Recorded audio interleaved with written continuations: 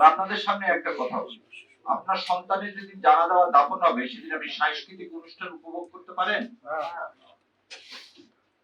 একজন সাংবাদিক তিনি চ্যানেল 24 বললেন কি, আমি সাংস্কৃতিক অনুষ্ঠান উপভোগ করছিলাম, যখন শুনলাম এই চ্যানেল প্রথম আলো এবং ডেইলি স্টার আগুন দেওয়া হয়েছে, আমার গা শিহরিত হয়েছে।